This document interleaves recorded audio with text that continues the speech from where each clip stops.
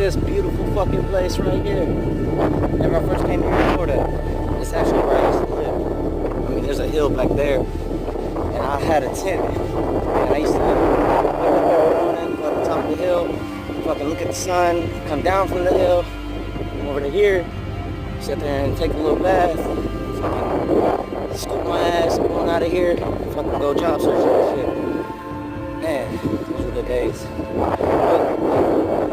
Job search. Already got a job. Still got an ass load of money. I just be enjoying my life, I guess.